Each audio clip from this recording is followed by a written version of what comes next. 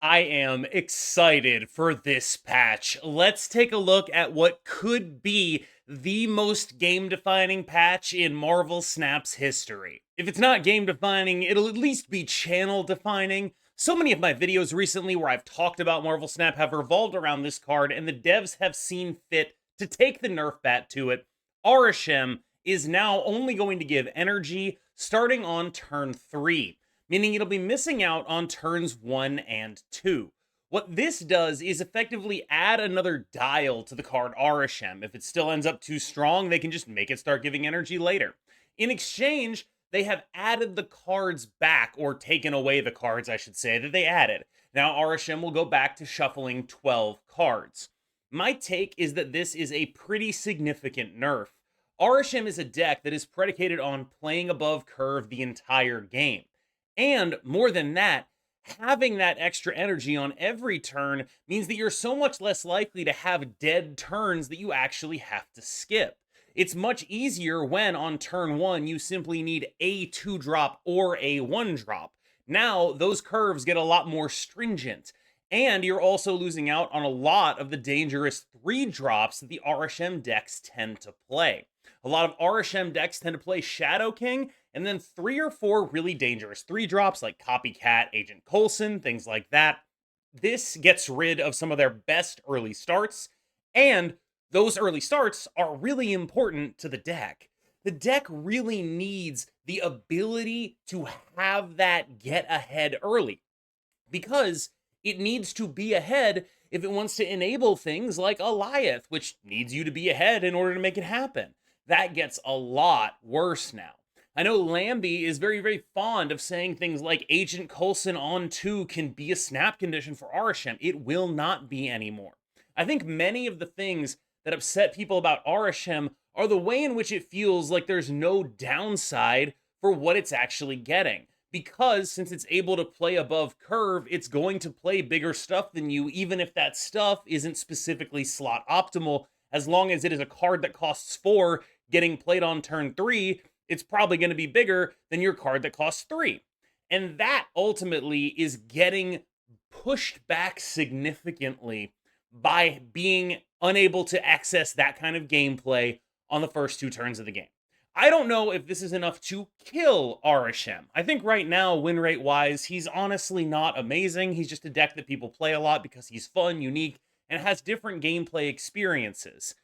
I think that the Arishem diehards are still going to stick with him, but their win rates will suffer. And that is, I think, an impossible situation to get away from. This is a significant nerf to this card. I'm not saying it'll actually have the impact they want it to have, though.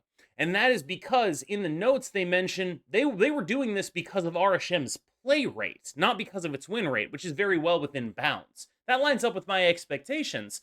But I think there's a lot of people who play Arishem because it's fun, because it's unique, and I don't necessarily think that this is going to change the it's going to drop the amount of Arishem for a while, and then someone's probably going to figure out a way to make the deck, 51% win rate, and then all the people who really enjoy playing Arishem are probably going to be back on it. So they also made one other change to deal with some of the frustration, and it is that Arishem can no longer generate duplicates of cards in your deck, which is a meaningful point of frustration, where it's like, oh, they played a Shang-Chi? Oh, random Shang-Chi. It's not going to deal with every bad random outcome, but it does mean that you will be able to do a bit more accurate deck tracking against an Arishem deck. I am aware that a lot of people who hate Arishem do so in Conquest, and this does provide some interesting information. If you see them play a card from Arishem, you know they're not running it in their deck. That is actually relevant, and I do wonder if deck trackers will catch up and think of that as relevant information, or simply leave it to be tracked by the player. All in all, I consider this a fairly significant nerf, and I would expect to see a pretty significant drop-off in play of this deck, which I already considered a functional, good, but not great deck that is now taking a lot of heat. I don't think the move from 15 to 12 cards does enough to offset the loss of multiple turns of energy in any real way. I think this is a flat nerf that is not really even being compensated very well, and so I don't expect Arishem to be an immediate part of the next metagame. Next up is Typhoid Mary taking a nerf to her text box, She remains a 4/10, of course, but now her text box is applying -2 to the cards at her location instead of just -1. This is a card that was almost exclusively seeing play in Surtur decks, and usually, at least some of the time, those decks were running Luke Cage as well. So in many situations, this won't be a particularly meaningful nerf, but there are situations in which it will matter. We know that a point of power can really matter, and being able to apply negative power to multiple cards really does make Mary a less valuable proposition in the deck than she otherwise would be. Even though the deck is very good about spreading its tens around, that is still a notable weakness. I'm imagining horror stories where like they Magneto your Mary, like drop -6 on all of your stuff. That's kind of scary. It's not like it's probably not like it's enough to make this not a card that gets played in the Surtur decks, especially because they can play Luke Cage. It's probably not enough to make that happen. However, it is enough to raise a question going forward. We just did a January cards review for Ares, who I think is the last card coming out in January. It is not lost on me that this makes Ares look much more appealing. Now, I'm not saying that that's why they did it. I don't think that's why they did it. I think they wanted to do a nerf to Surtur, and it's hard to find places to actually nerf Surtur. But this is something that stuck out to me as like, oh, this is a nerf to that archetype, but also when Ares comes out, we might, if he's good enough to be in that archetype, be completely back in business with with much less downside, honestly. Mary's value prop here changes. She goes from being at minimum 4/7 to at minimum 4/4. It obviously makes her a weaker card if your opponent is able to put stuff on the lane with her, or if she's able to be dragged to the lane where you have other stuff. This is a notable nerf, but I think the tens deck is so hard up for options right now that it probably won't change her being run in it. Alioth is losing a point of power, and my full statement on Alioth losing a point of power is good. Good. That should have happened a while ago. I'm very happy that it's happening now. I am a little weirded out that in the notes they name checked this happening due to Surtur. I guess they must have been looking at like the Surtur Wiccan deck and seeing Alioth function in there and being like, we don't like that. But like, frankly, this card has deserved a point of power taken away for like months now. And I think that that is just objectively a good thing for the game when this card is a little bit weaker than it currently is. It's very powerful, and you should be paying a cost for an effect this strong. This is actually one of the nerfs I'm most excited for. Alioth tends to have a fairly constricting effect on the metagame, and hopefully this will mean that we'll be able to play other sixes. I do kind of doubt it though, because I find it hard to believe that a 1 power nerf is enough to make me not want to play this card anymore. I don't know how many people watching this video remember this, but Enchantress was a 4/6 before. She originally entered the game as a 4/4. They buffed her to a 4/6. I thought it was awesome. I thought it was awesome that Enchantress was a 4/6. It was very fun for me at the time. And then they were like, maybe she's a little too strong, pushed her back to 4/5. At this point in Marvel Snap, I think we can say that not only is this overdue, it's overdue in a way that I'm not even sure even a 4/6 version of this card is playable. At the time when she was originally put to 4/6, that was kind of a premium-ish stat line. It wasn't like a premium stat line, but it was close enough to it that you weren't all that upset to just run her. In this kind of situation that we find ourselves in, we have like Anti-Venom as a 4/7, we have Wiccan as a 4/7. There's a lot of good stuff that has one more point of power than Enchantress. So I'm glad they're doing the upgrade, and I also know that it takes a lot for them to do an upgrade like this to a Series 1 card, especially like the defining tech card of Series 1. Being willing to push that up to 4/6 is something I do think I am grateful for, because I would really like if they were willing to do more stuff in Series 1 and making Enchantress stronger when, again, she's like the defining tech card of that series. That is really good for the future, because I think it allows them to make other things that Enchantress can beat a little bit stronger as well. I think that this is not just a good change to make, it's a free point of power that I don't even know if she's going to be good afterwards when you think about it, really. Like, I don't even know if people are going to be playing this card. It's still kind of hard to justify her, honestly. And that free point of power allows the future in terms of Series 1 buffs to be opened up. I don't know if that's what they're thinking, but I do know that that should be something that enters their thought process. Like, this is a card that has a unique role in Series 1 and potentially allows other cards to see increases in terms of their power levels if they are ongoing cards in Series 1. Black Widow is losing a point of power, and I honestly think that at this point, I'm starting to come to the conclusion that every time this card is even halfway playable, they are not happy with it. Black Widow got nerfed to being an activate, specifically because they didn't like the misery stuff. Now she's getting nerfed again just because every time she's played, it's not fun for the other people involved. And I think it's notable to me as a balance philosophy. I would argue that's probably a good balance philosophy, is just, reduce the power of the stuff like this that forces people to stop. I will try to claim partial credit for this because, I mean, this is a Goon Knight staple, which means Goon Knight got a card nerfed. I want you to understand that. Goon Knight got a card nerfed right here. That's what this is. That's what's happening here, is the Black Widow Moon Knight. Goon Knight got this card nerfed, I think. And I think, every time someone finds a profitable thing to do with Black Widow, she's probably going to eat another nerf, is sort of my guess. They seem dead set on making sure that this card is never going to be anywhere close to efficient stats, and you're going to have to make a sacrifice if you want to deny somebody a draw. That's probably a good thing. It is. It's probably good balance, or at least good game design in the terms of allowing certain things to exist and not really wanting sort of more toxic play patterns to exist. Frigga is a bit of a weird card. I do believe that she is in probably the best version of Move Bounce, but she's such a niche specific type of card that I'm not really sure that getting an extra point of power does anything for her in the context of, is this going to make her a more played card? Are more people going to be out there looking to spend tokens on Frigga at 3-4? Is she going to have any other homes? And I think the answer is basically no. You need a good reason to play a card that isn't a premium 3-drop, and a lot of decks that aren't Move Bounce don't really have that good reason. This card is amazing in Move Bounce because you can scale your scalers up and then copy them. That's a really phenomenal thing to do. She basically adds an extra scaler. She makes your bad draws where you only have like one Human Torch into good draws where you suddenly have two and you get a force multiplier.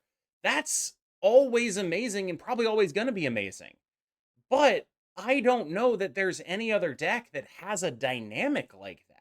It's possible this can get people to look more at destroy. I mean, like, my baseline thought process with Frigga is like, if you're playing a card that says double on it, maybe you want to be doing this. But it is like, okay, what am I supposed to do now? I'm supposed to be like Shuri Kitty, Frigga the Kitty? Like, what exactly am I doing with this card? I still think that the best place to play her is going to be Move Bounce, which obviously does not need a buff, but also not a lot of people felt like, I guess what I should say is I believe that Frigga is in the best version of Move Bounce, but she's hardly required, so I don't really think this counts as a buff to Move Bounce.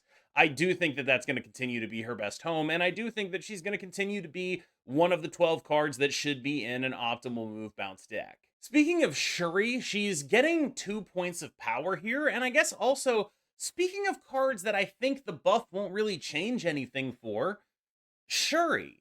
This card has a fundamental issue, and it's the "this lane" text. The "this lane" text was added in order to deal with the fact that this deck was outputting a lot of power that would just be Cosmoable.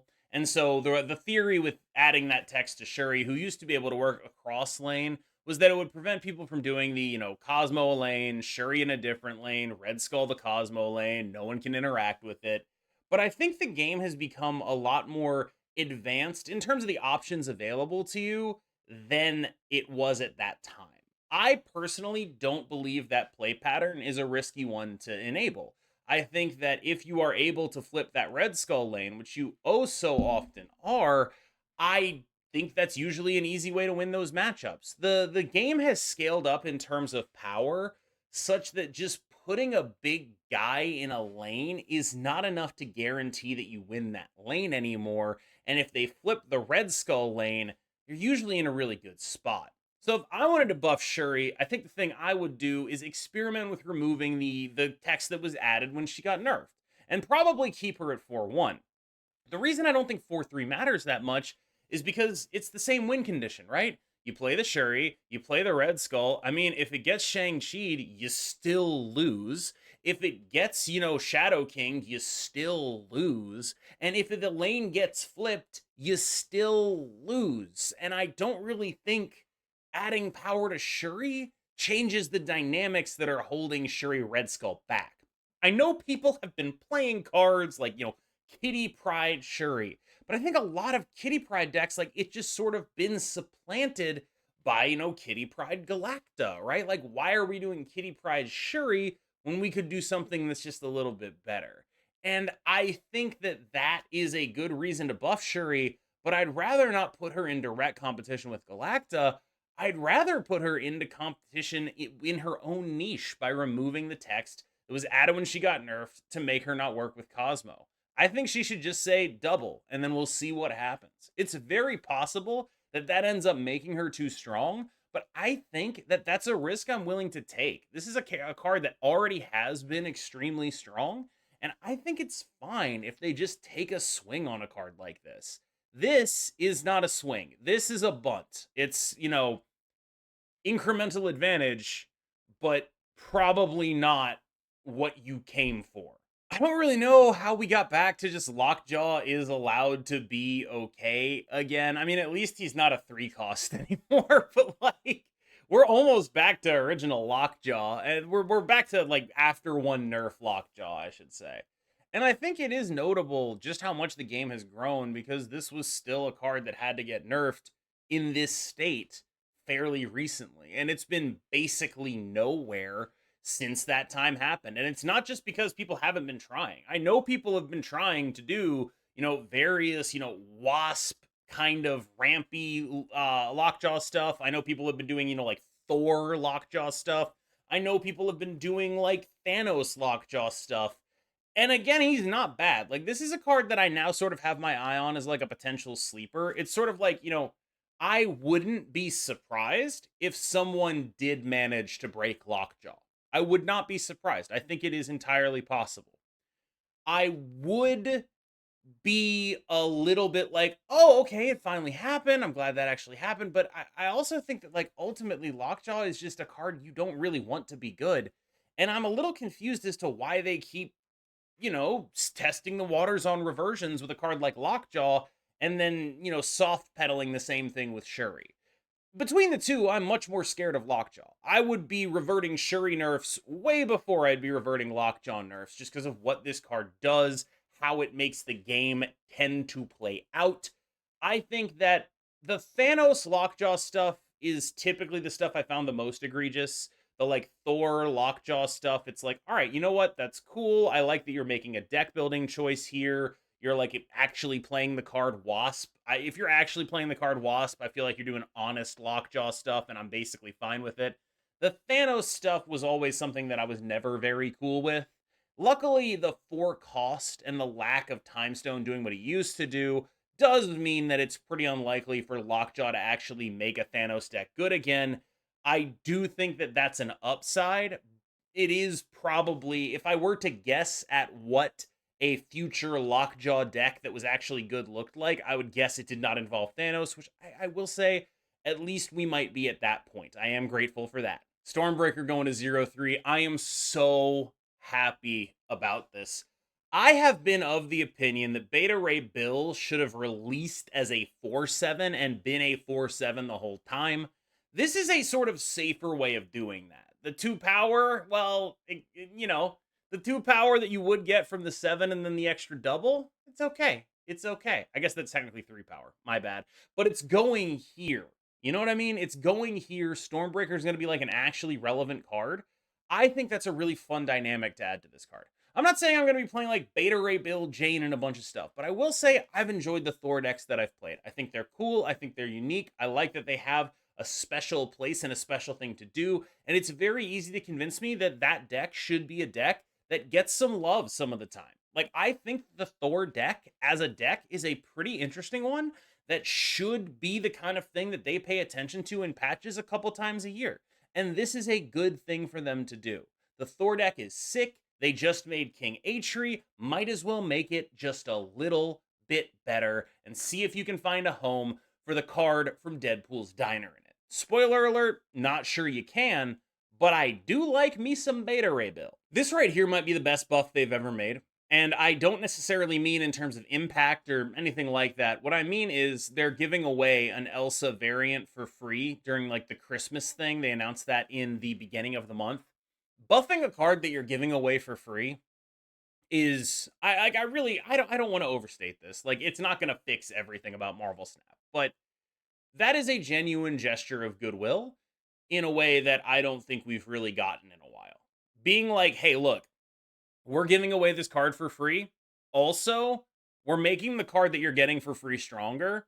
And we just dumped Kitty Pryde into Series 3.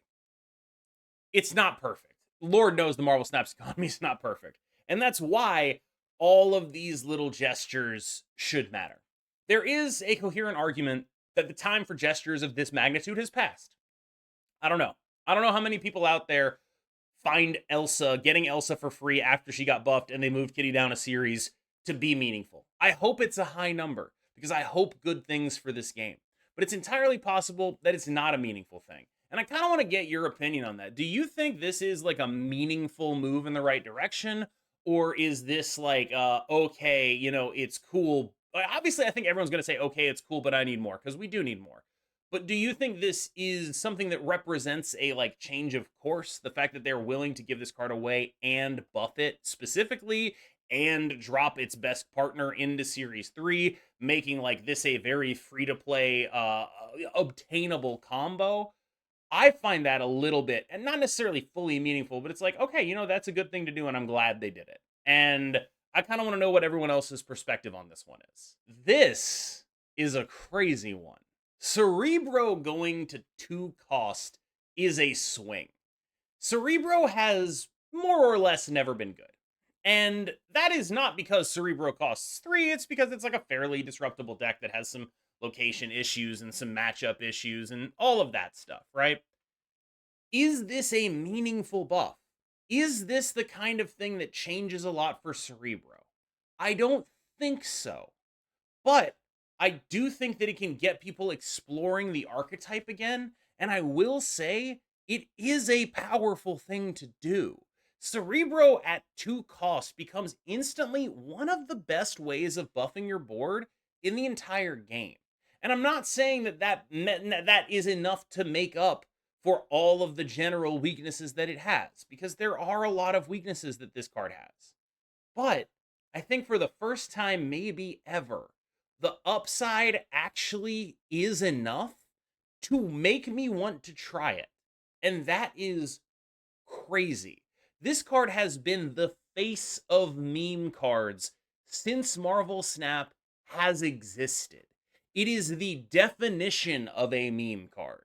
The joke was always the Cerebro challenge with Cerebro 0 through 10. That was always a gag.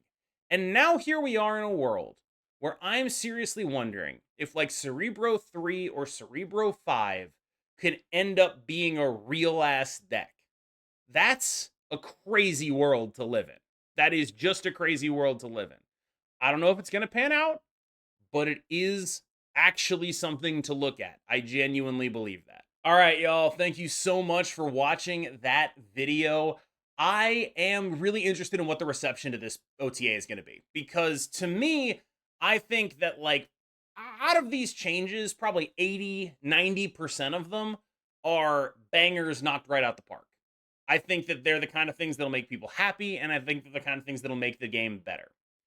I also think that one of my major worries for me as a content creator making content for this game is that there is no amount of that is enough at this point.